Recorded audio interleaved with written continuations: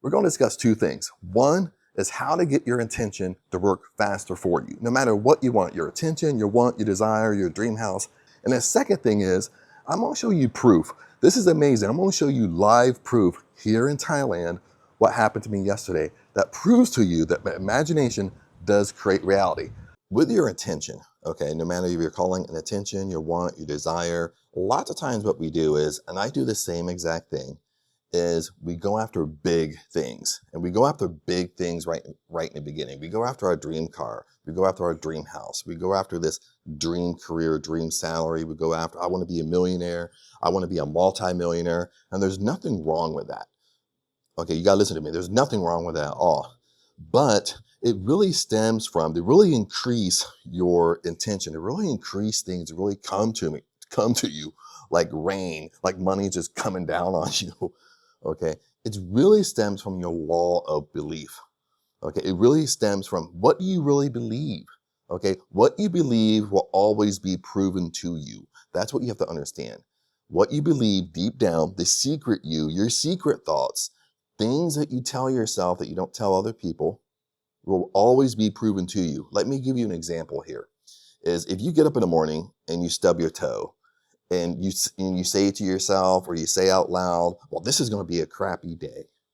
What happens right from there, but you said it with belief, you believe it's going to happen, all that is proven to you throughout your day. So throughout your day, you're just going to have little things come in to prove to you your day's crappy. This is how imagination creates reality. Okay, what you believe is going to happen is actually going to happen to you. Now, how does this relate to your intention? How does this relate to, well, Chad, how does, I want my dream car, my dream salary, a multimillionaire, and all this stuff, okay? What you need to do, and what I've been kind of talking about, or hinting to in a lot of my videos, is you got to start small. At the same time, you want your dream car, but you got to start small. Start setting an intention where start playing with it, start having fun with this. This is a game. Life is a game. Okay. When you have fun with this, all you're doing is proving to yourself that what you want is going to come to you. Okay. What you say is going to happen in your 3D world, because this will increase confidence. This is what you want. You want to increase confidence in yourself. You want to increase confidence that what I imagine is eventually going to occur in my life. What I imagine is eventually going to occur in my 3D world. Okay. Once I get more confident with this, then that grows my confidence to bigger things. It grows my confidence that, hey, I can have my dream house. I can manifest my dream car. I can manifest millions of dollars. I can do this. Okay. Because I've done it all along in these little things. Play with this stuff. Okay. I'll give you some examples. As manifest a cup of coffee. Get up, set an intention that you're going to get a free cup of coffee. Maybe you go to Starbucks every day and you go inside your imagination and you feel that once you walk in, you order, they give it to you for free. You don't have to pay for it. Okay. Manifest something that you're not attached to. Okay. That's why I'm saying little things, man. Start setting intentions at stuff that you're not attached to, stuff that you don't easily get attached to. Okay. When we set a huge desire, one of the reasons why it's not coming is because we super attached to it. We really, really, really want it. Okay, you really want your dream car. You really want your dream house. You really want that dream job. Okay, but you grow an unhealthy attachment to it. Then at the same time, this can get confusing, but at the same time, it's your law of belief. Okay, maybe you've done this. Okay, I've done it way back in the past, and I hear people say this all the time. They first kind of get into this work. They first kind of get into manifesting, and they set a huge desire. They set their dream job, dream salary, dream car, whatever it is. It doesn't really matter. And it doesn't happen on their timetable. And you hear them say, well, I knew it wasn't going to happen anyway. They either say it to themselves, they say it out loud, they say it in a group of people, they say it to their friends. That's the law of belief. Okay? This is why it's not working for you. Or why things are not coming to you faster, because you're not. It's what you believe. Deep down, you have that small little voice saying, I don't believe this. You don't deserve this. You're not going to manifest your dream car. Only lucky people do that. Okay? That's what's happening. You need to increase your law of belief. And the way you do that is you set intention for small things. A cup of coffee. Okay? You set an intention that your boss is going to be nice to you, that all of a sudden he's nice to you. You know what I mean? You pick and have fun with it, okay? Because what I found was, okay, when I do this, and I do this every day, I try to do this every day, okay? I'm getting better and better and better at it. But one of the reasons why I found that I get better at it is because I'm playing around with it. I'm playing with little simple things, okay? And I find that the little simple things, when I manifest a cup of coffee, okay, I manifest somebody giving me something for free, and it increases my confidence, because when it happens, I'm like, holy shit.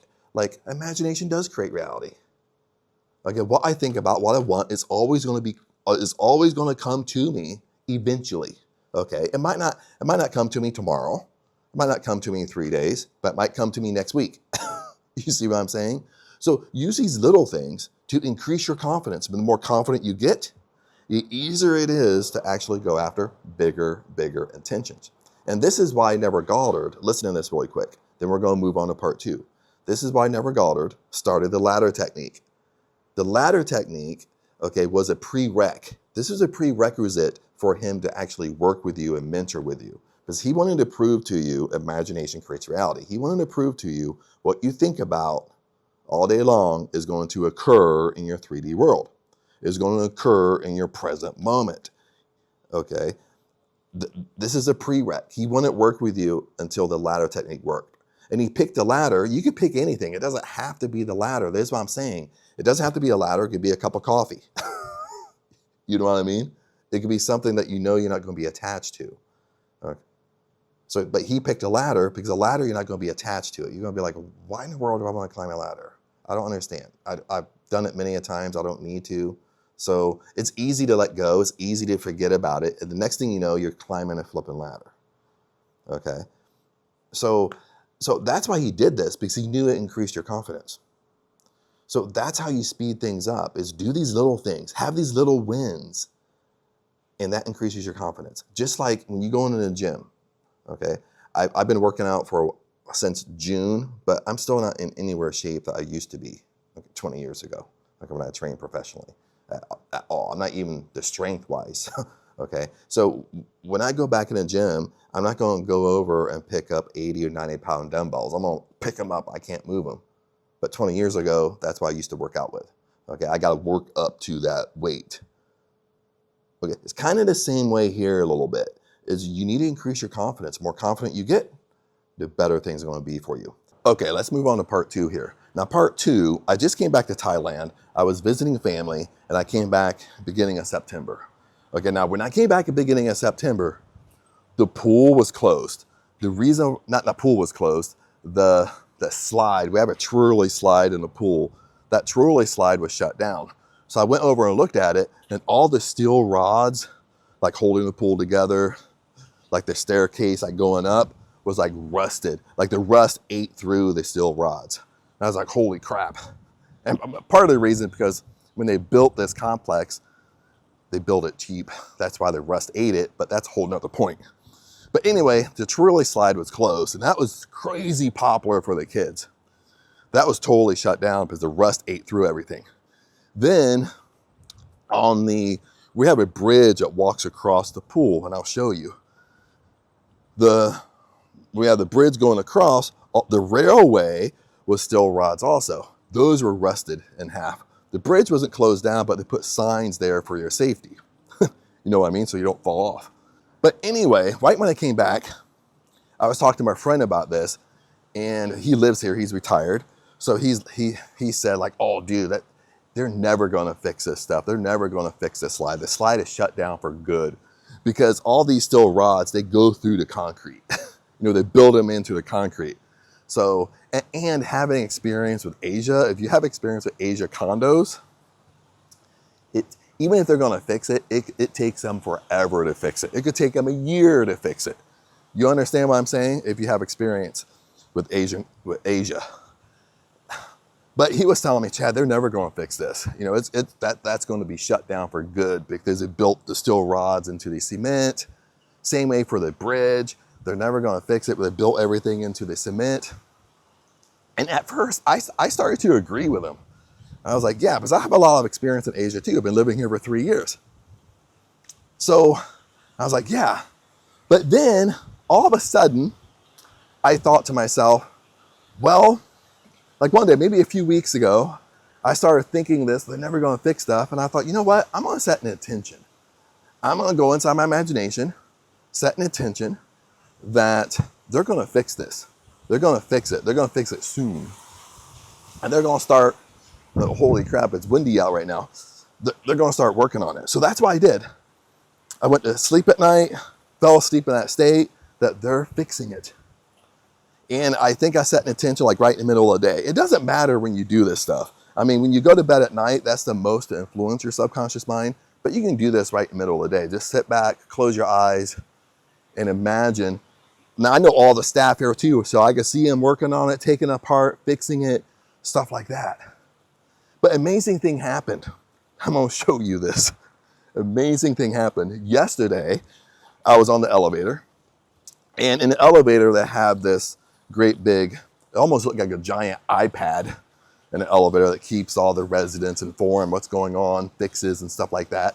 And it had on there, like right in the beginning of December, that they're going to fix the pool and they're going to fix the bridge. And at first I was like, holy crap. And I didn't remember my intention at the time, but I was walking to the gym, but the gym's like right over here because I was going to work out. And as I was walking to the gym, I walked up to the bridge and they had it closed off and they removed everything. They're going to fix it. So I'll show you. Okay, they have it roped off like this. They removed all the rails on the side. That's why you see no rails, but they're going to fix it. They're going to start working on it next week. Okay. The bridge, I'll show you the pool. Okay, I'll stand up as I'll probably be able to show you better. The pool's right over here. There's rail on top. There's all rails on top they removed. There was rails all over this for safety for the kids. They removed them all and they're gonna fix it next week.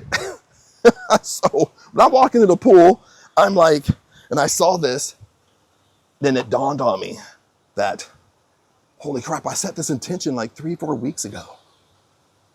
And I got super excited because like, the more I do this, the more I set intentions for small little stuff. And this is kind of big, but this isn't like my dream car or stuff like this. All this does, listen to this, all this does is increase my, oh, sweat up.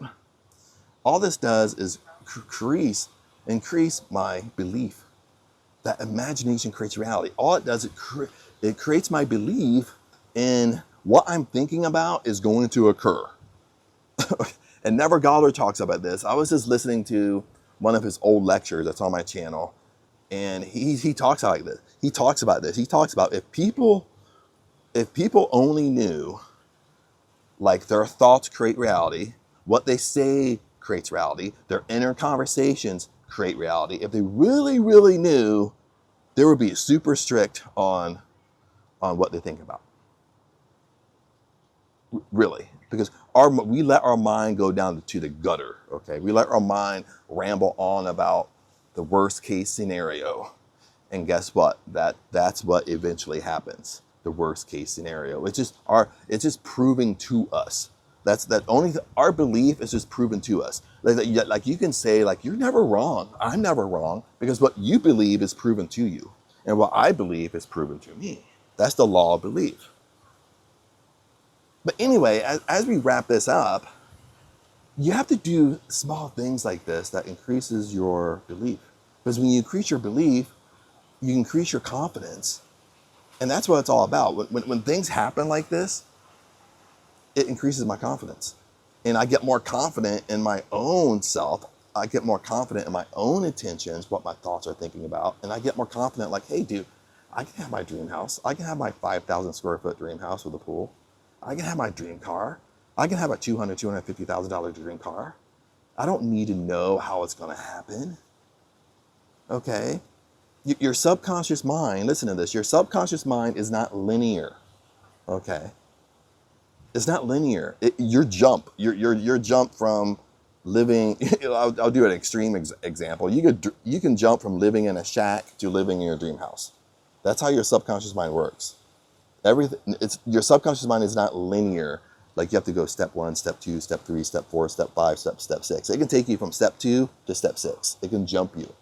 Your subconscious mind is very illogical. Okay? But our goal is, our job is, just instruct it what you want, but let it go.